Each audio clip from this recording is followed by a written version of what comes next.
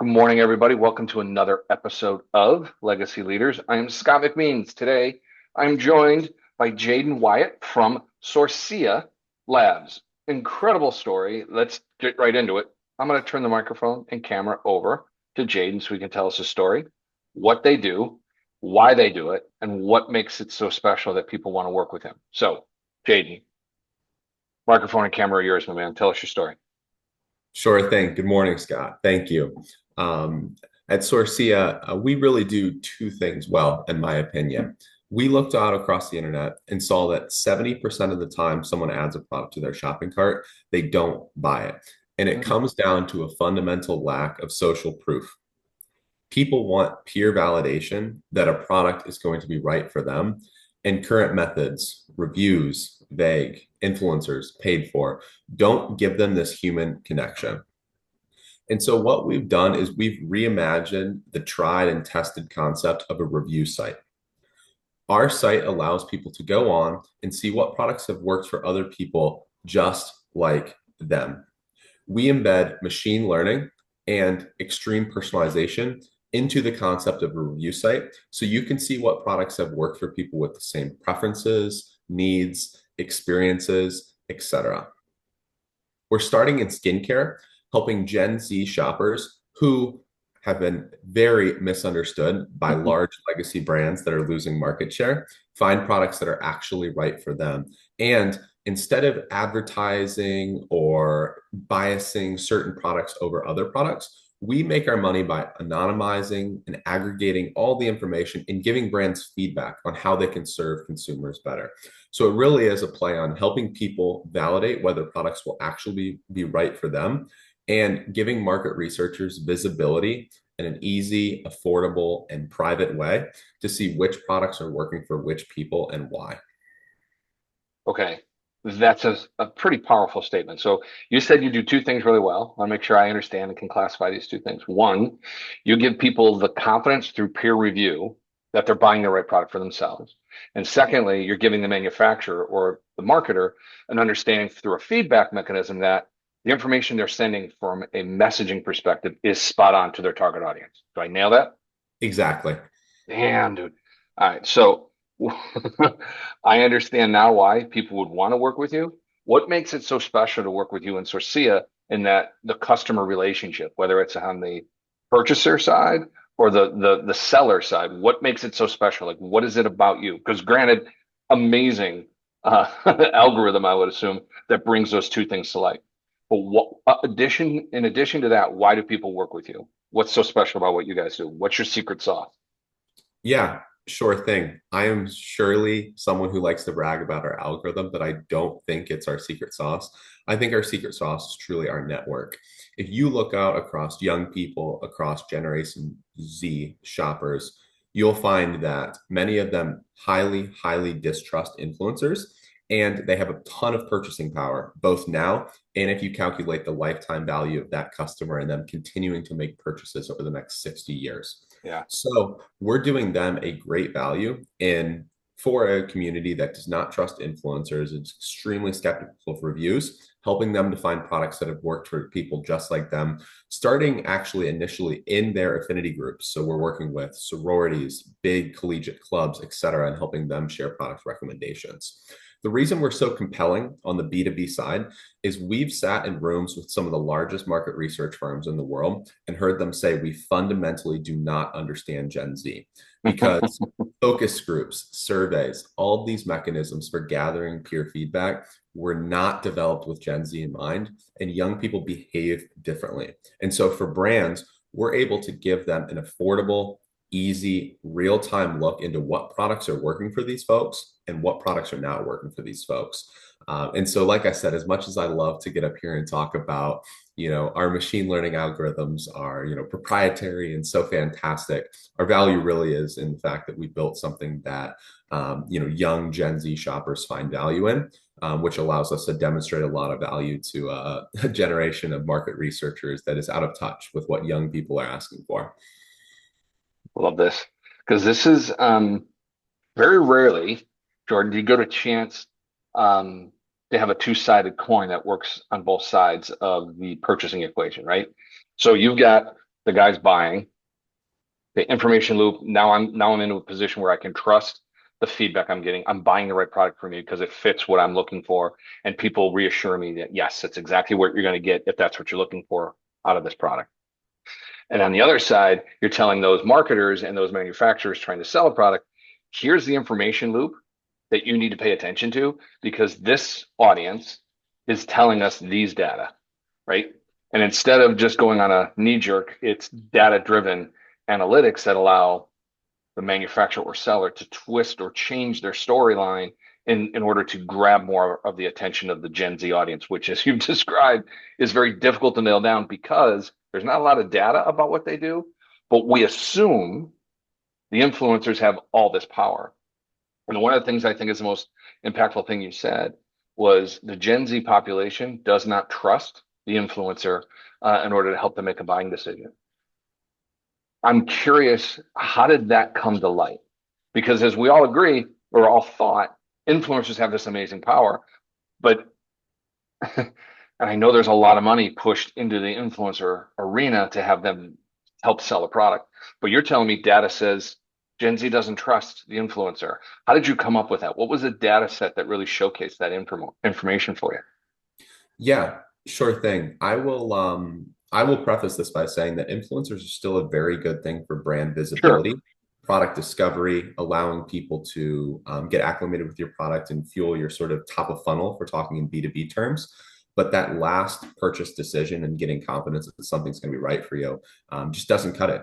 We have done extensive research on this. When we started this business, we went out and talked to over 100 Gen Z shoppers. And what we had them do is we had them join a Zoom meeting scheduled for 30 minutes, asked them to share their screen, and just spent the entire time watching them shop. And we Mm, found that across the board, every single one of them went to different discovery mechanisms. You know, ChatGPT now is a big thing for product discovery.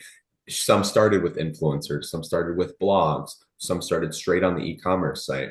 But there was this massive scattering when they finally settled down and got one product they were interested in, where they went all across the internet and they were trying to look for positive sentiment and validation from peers that they could relate to that felt authentic, that it would work for them. And so we initially started in the discovery space. We were building an AI enabled search engine, but very quickly pivoted once we continued to talk to people and realized that, well, the answer really isn't that people need better discovery mechanisms. People need better validation mechanisms. And as much as we're, proponents of technology and using technology to do cool things, that is fundamentally something that's human. And I think we as players in the e-commerce market across the board have really lost sight of that. yeah, this is interesting. I'm looking at this as almost a pure validation of the old mythology that said 80% of all purchasing decisions are emotional, Mm-hmm. 20% are logical. And then when you get into the spiral of, I'm going to twist my logic to defend my emotion so I can make this purchase, you've, and if I'm understanding this correctly, you've done a really nice job of solidifying there is still a very strong connection to the emotional side for purchases. And what the data shows is people are searching for validation of their own emotion in order to make that purchase. And because of that desire, that seeking out of validation and peer review, they're getting more and more emotionally tied to it. So yes, I can make this decision because logically it doesn't make sense for me to do this because this influencer told me. But let me search a little bit further. And once they find their own validation, the emotions kick in. Yes, this is the right decision, and they make their buying decision. Right? It's crazy that what we've known for a long time, 80/20 rule on purchasing, is still holding true. This is just a really interesting way of not twisting yourself into it, but finding your pathway into the validation on the emotional side that, yeah, I do need this. I'm going to spend this money and it makes sense for me. What this is, and I think when we talked originally, I am so blown away that you're tapping into the collegiate market because there's a huge buying influence there. But you're doing it in such a way that the data is more important than the emotional. But the emotional is still there, right? Because that's what you're enforcing is, yeah, people's emotions actually do run true. And that's why they're making buying decisions because they're getting support outside of their own world that, yeah, I'm making the right decision. This is an amazing product. So I want to get into like who is your target manufacturer or seller? Is there any niche other than, I think you said, healthcare or beauty, right? Mhm. Skincare. Are there other arenas that you're going into that you're targeting? Like what can we expect out of Sorcea in the future? Yeah, sure thing. Happy to talk to you about the product development roadmap. So, we decided to start in skincare for two reasons. One, it's something that is extremely popular with Gen Z as more and more people are being conscious about what they're putting on their skin, whether products are serving them. And so it creates a great environment where we can ride marketing tailwinds and help people, get the right products without spending $1 billion on customer acquisition. On the same side of the token, as I mentioned, a lot of what we're building is algorithmically based. And so, skincare, because people's needs are so complicated and because people's product formulations are so complicated, look at the average ingredients list, it allows for a great place to train our algorithms and make sure that we have this matching mechanism, working very well. However, I'll preface this by saying skincare is just the start. Hmm. This same core mechanism, helping people find products that have worked for people just like them, and people going out and trying to find that peer validation that feels authentic, is a fundamentally human thing and is not confined to Gen Z shoppers in skincare. And so we're Yeah. building these algorithms in a way that they can be applied to everything from power tools to baby food, using skincare as the initial go to market to test these assumptions and make sure this works really, really well for people.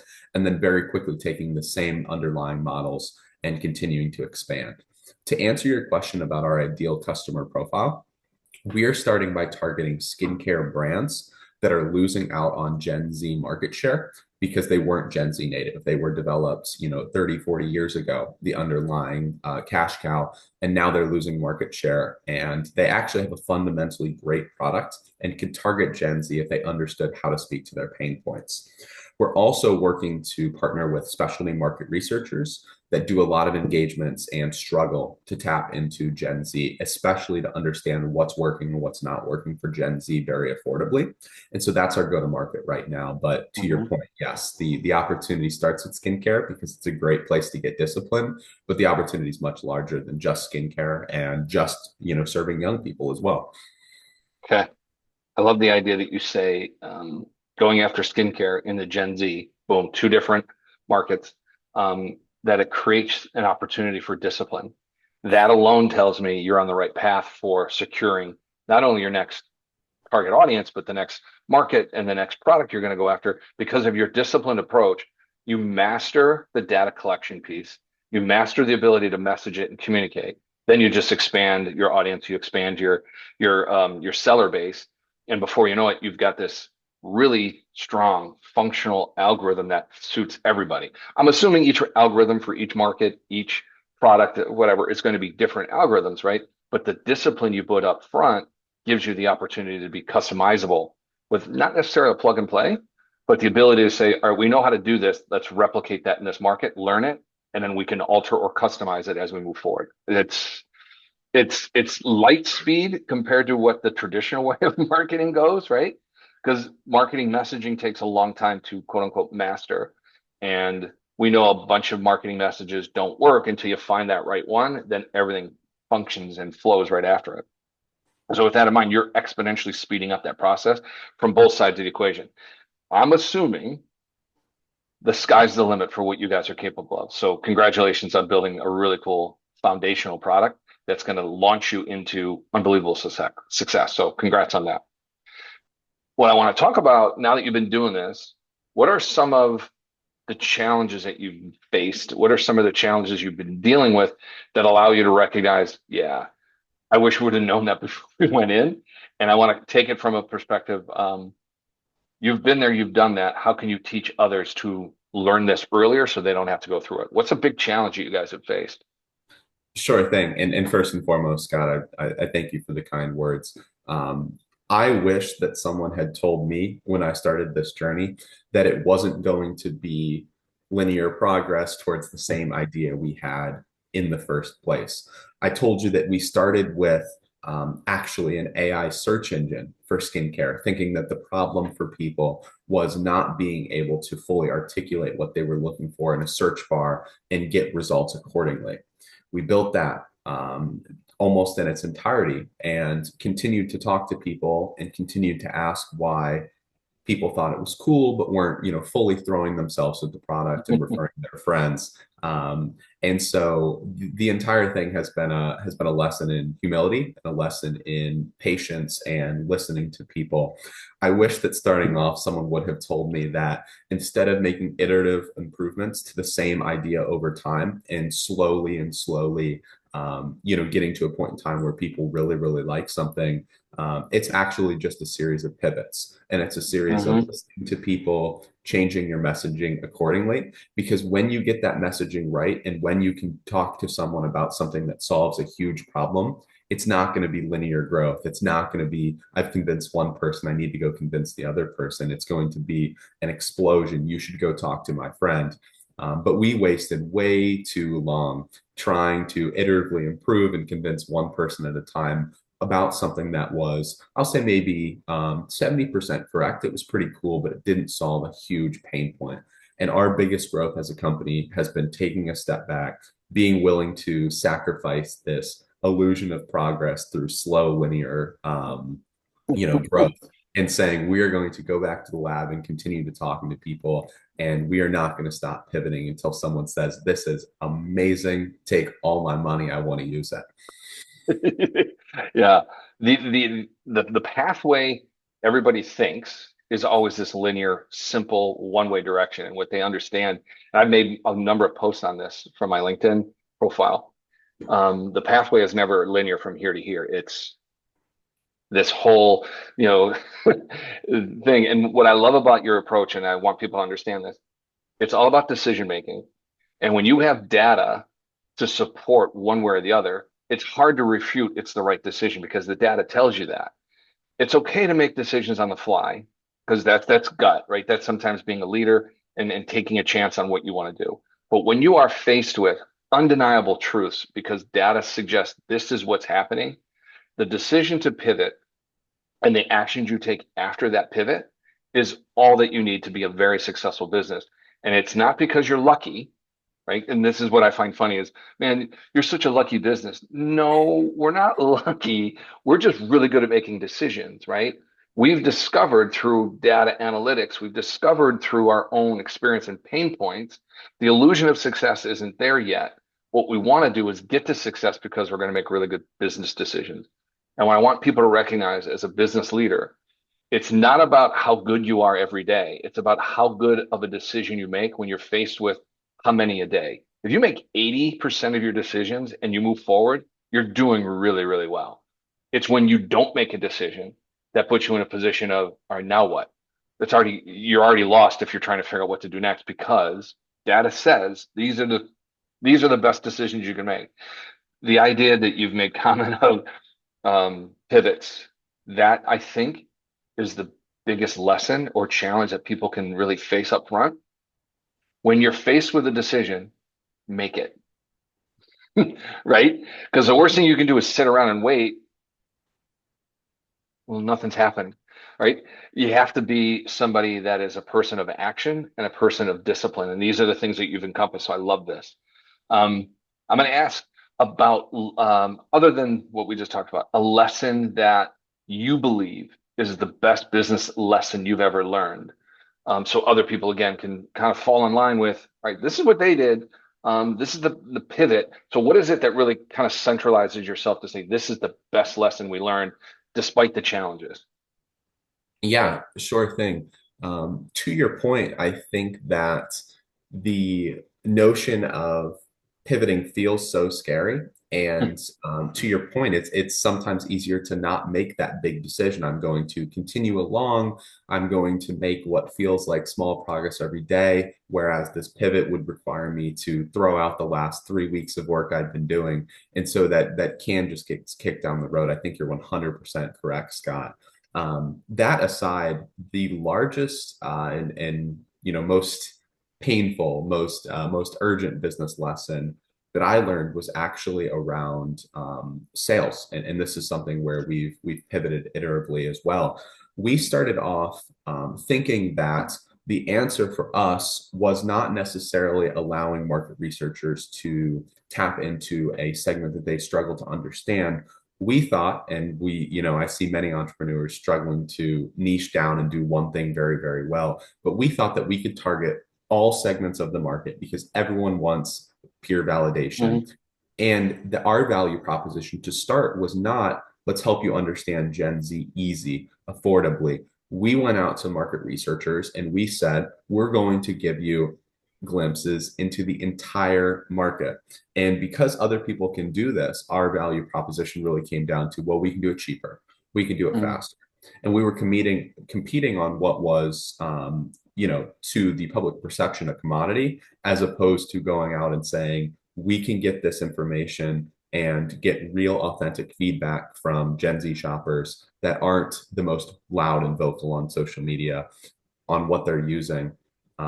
That actually would have differentiated us and made it a Yeah. compelling sell. And I wasted a lot of time going out with that broad, slightly differentiated value proposition and targeting people that bought market research, but it wasn't an urgent pain point, and so there was no incentive to change. And so the big lesson that I learned is if sales doesn't feel, um, fluid and people's eyes aren't lighting up when you're telling them about your value proposition, you need to have a very long, hard think about what it is you're selling because Yeah. sales is going to be hard. You know this, Scott. Sometimes you got to run at the wall, but sometimes you also have to be wise enough. And for a long time, we weren't to take a step back and go, "Am I necessarily describing my product the right way?" Instead of just continuing to pound the pavement. Yeah. The note I just wrote down here is your unique selling proposition has to be, in fact, unique and Mm-hmm. separate yourself from everybody else. And it can't be on price, because that's a losing battle. I've said this for years, is in the battle of business, price is either your friend or foe, right? The only true ally you have is your value. And if you can present a value proposition that is, in fact, unique to yourself and what you provide, people are going to be drawn to that. People are going to want to participate in what you do because it's such a unique experience. And when you fall on price, well, then it's a race to the bottom. And whomever is willing to go down there as fast as they can is probably going to have the illusion, to bring that word back up, the illusion of winning. But no business in a for-profit environment can sustain a price model of I'll just beat your price and be successful. What we have to do is build a value proposition that has this unique sentiment to it that people want to be a part of because not that it's the cool kids club, but I think what you've designed and what you've created with Sorcea is a cool kids club mentality because you're taking people and giving them the ability to make a decision based on being a part of a cool club. And then the environment of manufacturers or sellers are now we are the cool kids because we have all this data to get after the market. But at the end of the day, the value proposition is we're going to segment the market in such a way that all the details, all the information you get out of our information is going to pinpoint your exact messaging and approach to a market that you didn't know how to approach prior to teaming up with us. That alone, Jaden, what a profound value proposition, right? We're going to give you the data to go after a market that you didn't know how to touch before we met. That is powerful. And then as a collective, I'm going to give the buyers the ability to feel really comfortable in making a decision. So it makes it that much easier, that much more powerful for a seller to come to you and say, I want to really tap into this skincare market. Teach me how. And then it happens. I think it's pretty damn cool that both sides of the equation get served, but you're actually making it easier for people to connect and make Thank you for the decisions, kind words. right? No, it's cool. It's really cool. Um, as we look at what's going on in the marketplace, what do you think is the most powerful part of your value proposition? I know we talked about a number of different things here, but what is it that you believe is the selling point for somebody to come talk to you? Sure. As I look out across the market and see the trends that are shaking things up, it's such a buzzword, but I have to talk about it. So many brands are scared to death of AI. Brands are scared to death of the fact that previously they felt they had control over the buyer journey because they could put out an ad in an Amazon search query. They could control what that person sees all the way down into conversion.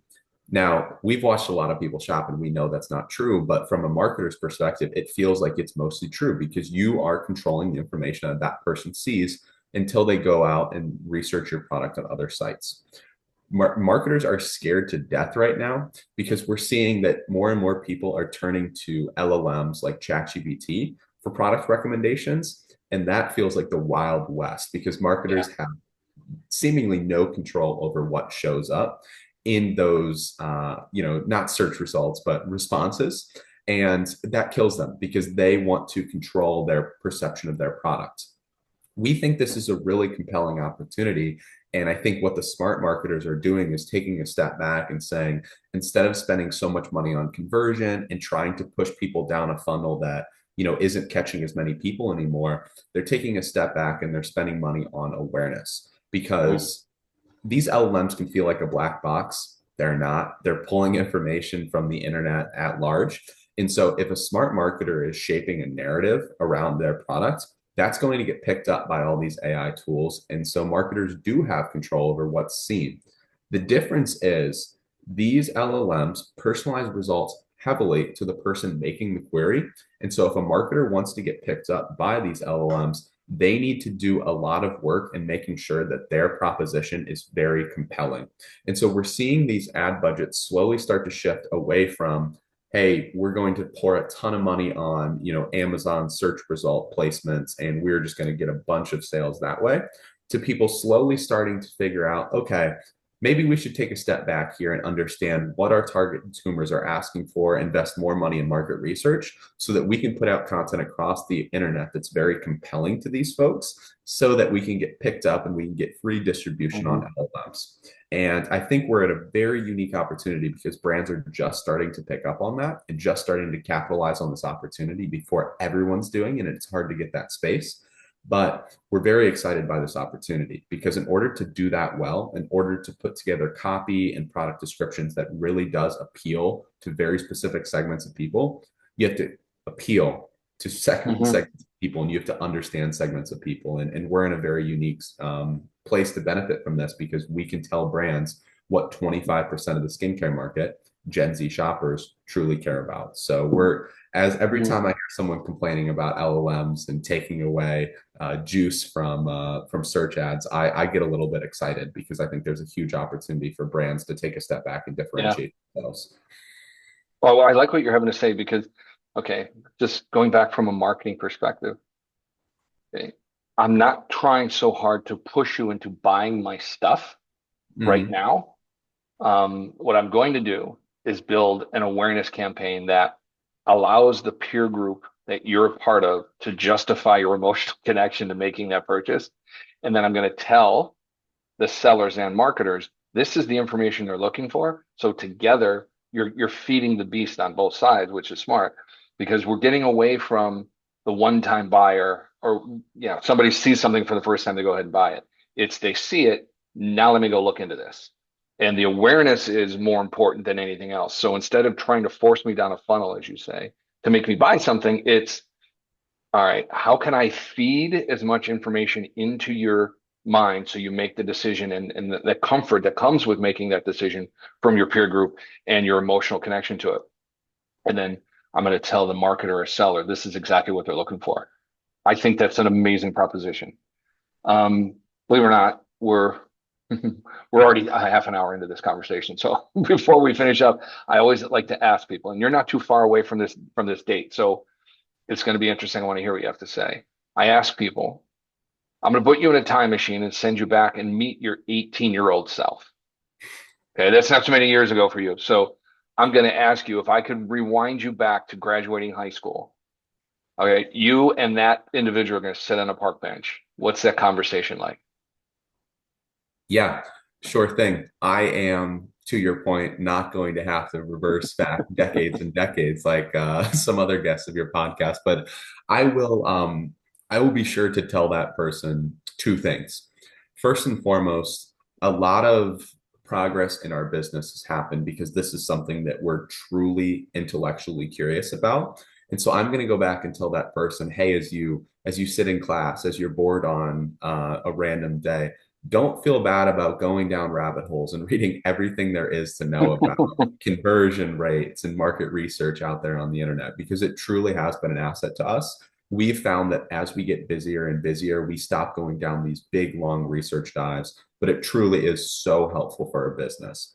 The second thing I'm going to tell him is I'm going to tell him to ditch the ego, because to our conversation earlier, we put off and we stopped making decisions on things that we needed to make decisions on and pivot for way too long at times, because we felt like we had made all this great progress towards something that wasn't right and wasn't the end all be all for our consumers, but we Yep. still made progress on it. We didn't want to abandon it. And so I'm going to tell that person, keep researching, keep learning, and shed the ego and be very quick and very ruthless about abandoning projects that aren't perfect and continuing to pivot until you find something that really makes people's eyes light up. Love that. The idea of ditching your ego and maintaining a level of curiosity are going to be very helpful for you as you move forward in your career. Not that it's because you're continually learning that gives the insight into different opportunities and different ways to grow and expand your comfort zone, which is huge. But not having an ego is going to serve you immensely as you go down the road, because the ego is the number one killer of every opportunity for progress, right? So as somebody combining the opportunity to learn more and jettison their ego, you've got this person who is wide open to opportunity. And to me, that's one of the biggest keys that's going to make you successful. So I appreciate you sharing your story. Awesome stuff. Any final last words? I don't think so. I'm You nailed it. feeling encouraged by a conversation today. Like I said, I appreciate the kind words. I don't always feel like we figured it all out, and I'm sure we'll have to pivot a couple more times on our path to success. But hopefully, I can impart some wisdom on hopefully a young person that's also interested in diving headfirst into entrepreneurship and wants to get going on it. I think you did an excellent job, my man. I appreciate you being on the show. We'll see everybody on the next episode of Legacy Leaders. Thanks.